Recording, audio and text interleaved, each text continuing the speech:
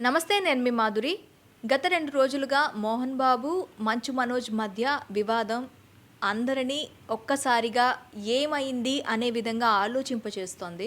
అసలు ఇవి నిజంగా ఆస్తి తగాదాలా? లేకపోతే ఫ్యామిలీ ఇష్యూసా? అసలు ఏం జరుగుతోంది మంచు ఫ్యామిలీలో? మలయాద్రి గారున్నారు. ఆయన్నడిగి రిటైర్డ్ జడ్జ్ అండ్ ప్రస్తుతానికైతే అడ్వకేట్‌గా మనకి సేవలందిస్తున్నారు. నమస్తే సార్. సార్, మనకి మంచు మనోజ్ అండ్ మోహన్ బాబు ఇద్దరి ఇష్యూ తీసుకున్నట్లయితే అసలు గొడవ ఎక్కడ, ఎలా స్టార్ట్ అయిందని మనం అనుకోవచ్చు సార్?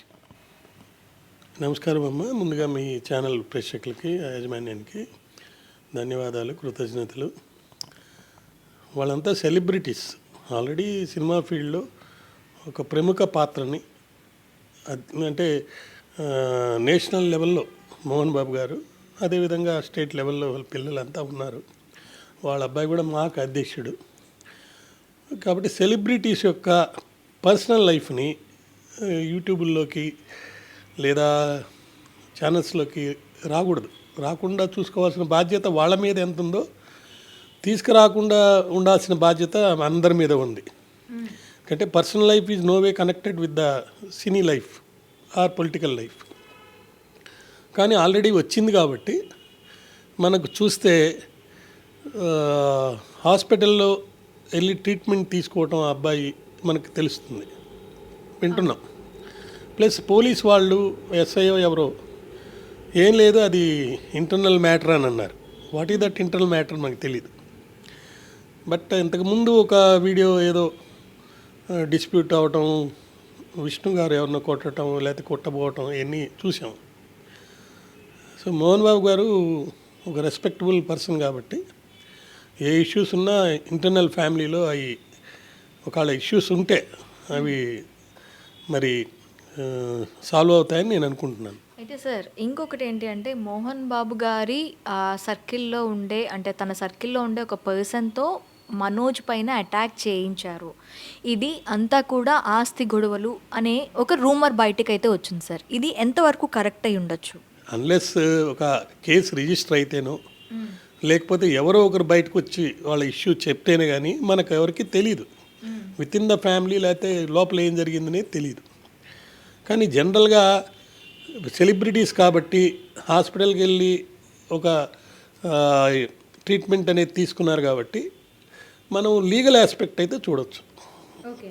సో లీగల్ ఆస్పెక్ట్ అంటే ఏంటంటే జనరల్గా ఒక మెడికో లీగల్ కేసు అయితే ఆటోమేటిక్గా పోలీస్ ఇంటర్వ్యూన్ అవుతుంది. ఇంటర్వ్యూన్ అయ్యి ఒక స్టేట్మెంట్స్ అనేది రికార్డ్ చేస్తుంది, డాక్టర్ది, పేషెంట్ది, కనెక్టెడ్ పర్సన్స్ది. అదే బయటకు వచ్చింది, వాళ్ళ స్టేట్మెంట్స్ అవి రికార్డ్ చేస్తారని. స్టేట్మెంట్స్ రికార్డ్ చేసిన తర్వాత కరెక్ట్ పొజిషన్ అనేది బయటకు వస్తుంది. అయితే ఇక్కడ ఒక విషయం ఏంటంటే ఏ ఫ్యామిలీలో అయినా కూడా అనేక సందర్భాల్లో కొన్ని ప్రాపర్టీ ఇష్యూస్ కానీ పర్సనల్ ఇష్యూస్ కానీ, చిన్నప్పుడు పిల్లలంతా బాగానే ఉంటారు, పెద్ద అయిన తర్వాత కొంచెం తేడాలు అనేవి వస్తుంటాయి. ఇంటికి ఎవరు పెద్ద ఉంటారో వాళ్ళు జనరల్గా హిందూ ఫ్యామిలీస్లో ఒక సొల్యూషన్, ఒక సాల్వేషన్ అనేది తీసుకొచ్చి అందరికీ ఆమోదయోగ్యంగా ఉండేటట్టుగా చేసేసుకొని దాన్ని సాల్వ్ చేసుకుంటారు. ఇప్పుడు మనకు ఎన్టీఆర్ గారి ఫ్యామిలీలో చాలా ఇష్యూస్, ఆయన బాగా చూసుకోలేదు అందుకని లక్ష్మీ భారతి వచ్చిందని, లేదు అది కరెక్ట్ కాదని, ఇట్లా అనేక విషయాలు మనకు తెలుస్తూ ఉంటాయి. బట్ సెలబ్రిటీస్ వరకు నా యొక్క విన్నపం ఏంటంటే వాళ్ళ మీద ఒక ప్రత్యేక బాధ్యత ఉంది. ఎందుకంటే వాళ్ళంతా దేవుళ్ళుగా ప్రేక్షకులు, అభిమానులు కొలుస్తుంటారు. ఒక మోడల్ అనేది వాళ్ళు, అంటే సొసైటీకి ఒక గైడెన్స్గా ఉండాలి, వాళ్ళని చూసి ఇలా ఉండాలని. కానీ ఇప్పుడు అంతా బూతులు పంచాంగం లేకపోతే కొట్లాట్లు, గొడవలు, ఆస్తుల గురించి కానీ ఇవన్నీ జరుగుతున్నాయి చాలా విషయాల్లో. కానీ ఇది అలా ఉంటుందని నేను అనుకోవటం లేదు. అయితే మోహన్ బాబు గారు ఒక టీవీ ఛానల్కి ఇచ్చిన ఇంటర్వ్యూలో స్వయంగా తనే చెప్పడం జరిగింది. ఏంటి అంటే, 3 పిల్లలకి ఆస్తి అనేది నేను సమానంగా పంచుతాను అని చెప్పి ఆయన స్టేట్మెంట్ ఇవ్వటం జరిగింది ఒక ఇంటర్వ్యూలో. అది ఎప్పుడు ఒక 8 years 9 years బ్యాక్.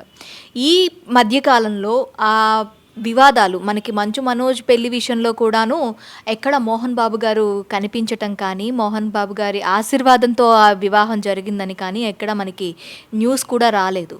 అంతా మంచు లక్ష్మియే దగ్గరుండి చేసింది అని చెప్పాను. ఈ నేపథ్యంలో అసలు మంచు మనోజ్ తండ్రికి దూరం అయ్యాడా?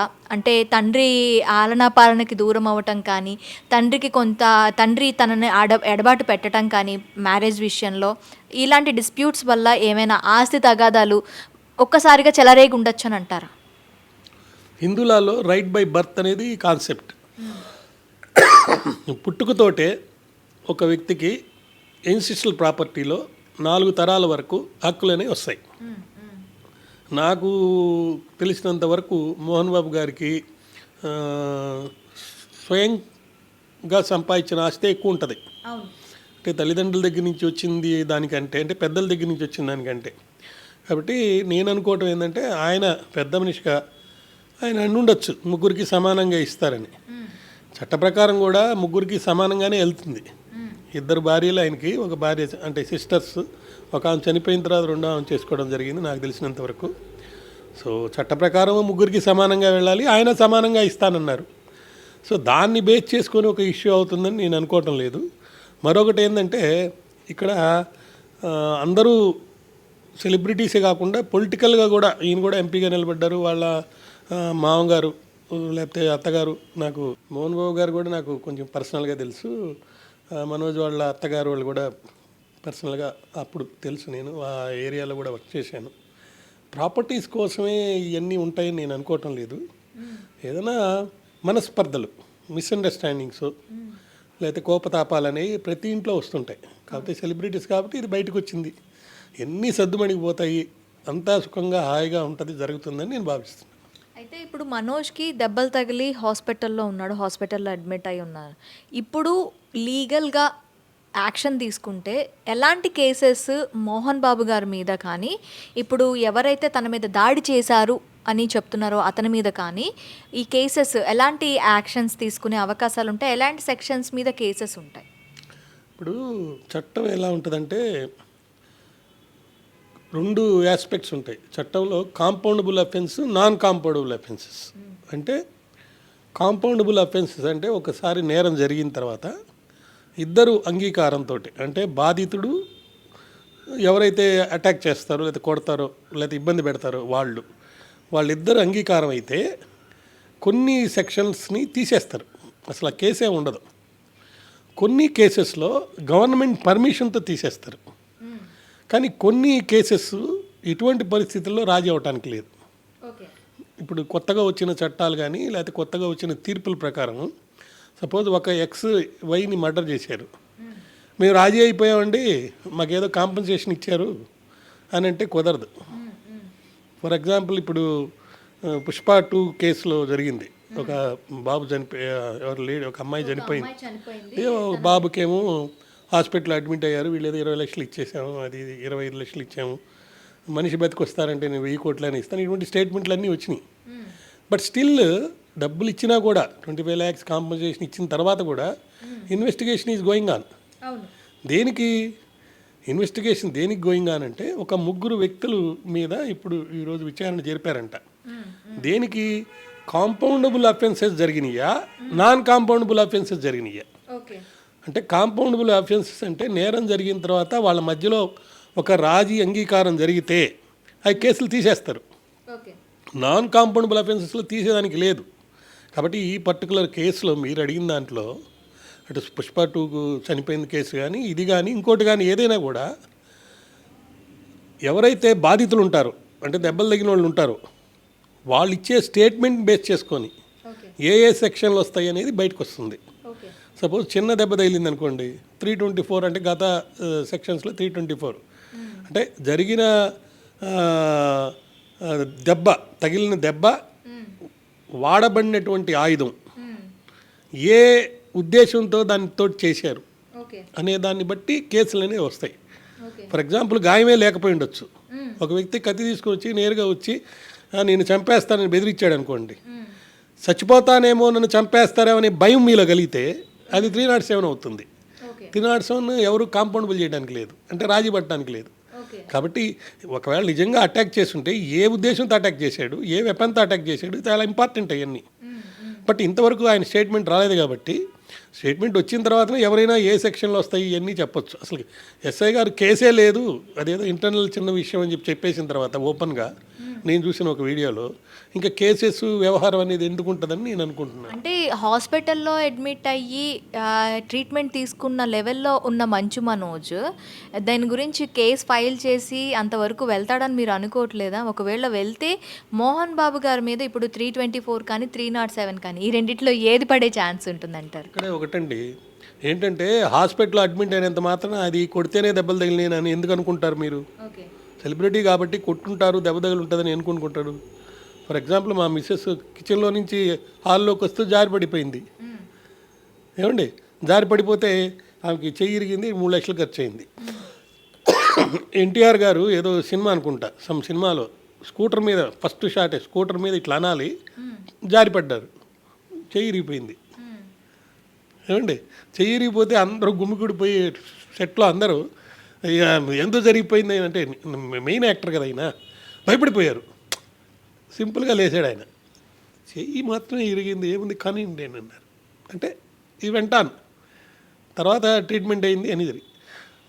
కొట్టినోళ్ళు, కొట్టించుకున్న వాళ్ళు దేంతో కొట్టారు, ఏ ఉద్దేశంతో కొట్టారు, బాధితుడు ఏమని ఫీల్ అయ్యాడు. మీరు కత్తి తీసుకొని వచ్చి నన్ను చంపతానని బెదిరించడానికి మీరు వచ్చినా ఏమండి, నేను లైట్గా తీసుకున్నాను అనుకో, నీ మొహం నువ్వేంద్రాన్ని చంపేదని, అక్కడ అటెంప్ట్ మర్డరే లేదు. మరి ఇప్పుడు మనోజ్ కూడాను స్టేట్మెంట్ ఇవ్వటం జరిగింది కదా, నాకు స్టేట్మెంట్ ఇంకా ఇవ్వలేదు, నాకు తెలిసి ఇవ్వలేదు. వెళ్ళి ట్రీట్మెంట్కి తీసుకున్నారు, అక్కడి నుంచి వెళ్ళిపోవడం జరిగింది. మరి మొత్తం అంతా సోషల్ మీడియా హంగామా అంటారు ఇది? అది మనం చెప్పలేము, ఒక్కో దానికోసం న్యూస్ ఏదైనా రాస్తున్నారు. ఇప్పుడు డిజిటల్ మీడియా అనే దానికి ఒక వేదికని మిస్యూజింగ్ అనేది చాలా ఎక్కువైంది. రెస్పాన్సిబుల్గా మీలాగా ఉండే మీడియాస్ కొన్ని వాట్ ఈజ్ వాట్ అని మంచి వక్తల దగ్గర లేకపోతే ఎక్స్పర్ట్స్ దగ్గర తీసుకొని చెప్పేది వేరు, ఏదో వ్యూస్ కోసం లేకపోతే డబ్బుల కోసం లేకపోతే ఆ ఛానల్ వెంటనే అప్లై చేయడానికి కోసం చెప్పేవి కొన్ని వస్తున్నాయి. వాళ్ళంతా చెప్పింది మీరు బేస్ చేసుకుంటే నేను ఏమి చెప్పలేను. హాస్పిటల్లోకి వెళ్ళి ట్రీట్మెంట్ తీసుకోవడం అనేది వాస్తవం అనేది బయటకు వచ్చింది. అక్కడ డాక్టర్కి ఏమని చెప్పారు, ఈ కాజ్ ఆఫ్ ఇంజరీస్ అక్కడ చెప్పాలి, చెప్పుంటారు. ఎందుకంటే ఒక డాక్టర్ దగ్గరికి వెళ్ళి చెప్పకపోతే ఆ డాక్టర్ ట్రీట్మెంట్ ఇవ్వలేడు. బలమైన దెబ్బ ఎందుకు జరిగిందనేది నాకు ఒక ఎగ్జాంపుల్ ఈరోజు ఒకటి ఇక్కడ చదివా నేను. రకుల్ప్రీత్ సింగ్ అమ్మాయి ఎక్సర్సైజ్ చేస్తా జిమ్లో 80 కిలోస్ వెయిట్ ఎత్తేసింది ఒకటేసారి. అంత ఎత్తడానికి కెపాసిటీ లేదు, కానీ ఎత్తేసినప్పుడు ఇక్కడ ఏదో పట్టుకుంది అనమాట. ఓకే, పట్టుకొని వెళ్ళి ట్రీట్మెంట్ 3 వీక్స్ 4 వీక్స్ ఉండాల్సి వచ్చింది. వెంటనే వెళ్ళి వేరే ఒక డాక్టర్ దగ్గరికి వెళ్తే అక్కడ చిన్న ఇంజెక్షన్ ఏదో వేసి ట్రీట్మెంట్ చేస్తే 1 డేకి సెలబ్రిటీ కాబట్టి బయటకు వచ్చేసింది. సో ఎలాగైనా జరుగుండొచ్చు. అయితే ఆ లోపల ఇన్డెప్త్ లోపల జరిగే దెబ్బలు బయటికి తెలియదు కాబట్టి డాక్టర్కి చెప్పాలి, ఇదిగో ఈ కారణం వల్ల నాకు ఈ దెబ్బ తగిలిందని. అది చెప్పేటప్పుడు వాళ్ళ యొక్క అవసరాలను బట్టి పరిస్థితులను బట్టి ఏదైనా చెప్తారు. అది నిజమా అబద్ధం అనేది మనం ఎలా చెప్తాం? యాక్చువల్గా జరిగింది ఏంటనేది వాళ్ళకి మాత్రమే తెలుసు. ఆ జరిగింది ఏంటని చెప్పేటప్పుడు ఏదైనా నిజంగా కనుక చెప్తే డాక్టర్కి అది స్టేట్మెంట్ కింద వస్తుంది. At the same time medico legal కేసెస్లో ఏంటంటే it is the duty of the doctor. ఆ ఇంజరీ జరిగింది చెప్పినప్పుడు ఆ ఇంజరీ యొక్క చెప్పిన నేపథ్యంలో ఒక నేరం జరిగి ఉండే అవకాశం ఉంది అని కనుక ఉంటే ఖచ్చితంగా పోలీస్కి ఇంటిమేషన్ అనేది చేయాలి. It is the duty of the doctor. పోలీస్కి ఇంటిమేట్ చేస్తారు, ఇలా నాకు పలానా ఆయన పేషెంట్ వచ్చాడు, ఆయనకి ఒంటి మీద ఈ గాయం ఉంది, దాని యొక్క నేచర్ చూశాను, అది ఎవరో కొట్టుంటేనో లేకపోతే పలానా కారణం వల్ల జరిగేదానికి అవకాశం ఉంది, అతను కూడా అదే చెప్పారు కాబట్టి మీకు నేను ఇంటిమేట్ చేస్తున్నాను అని చెప్పి ఇంటిమేట్ చేస్తారు. దాని మీద బేస్ చేసుకొని గవర్నమెంట్ హాస్పిటల్ అయితే అక్కడే ఉంటారు పోలీసు వాళ్ళు, వెళ్ళి వెంటనే స్టేట్మెంట్స్ రికార్డ్ చేస్తారు. ప్రైవేట్ హాస్పిటల్ కాబట్టి ఆ ఏరియా ఎక్కడుంటే ఆ ఏరియాలో అంటే ఏ హాస్పిటల్ ఏ ఏరియాలో ఉంటే వాళ్ళకి ఇన్ఫర్మేషన్ ఇస్తారు రెగ్యులర్గా. వాళ్ళు వచ్చి ఫర్దర్ యాక్షన్ తీసుకుంటారు. ఫర్దర్ యాక్షన్లో భాగం ఏంది? Statement of the doctor, statement of the victim, then basing on these two ఇంకెవరు కనెక్టెడ్ ఉంటే వాళ్ళ statements.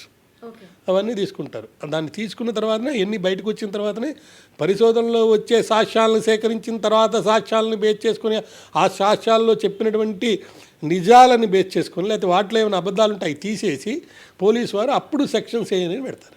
Okay sir, thank you very much.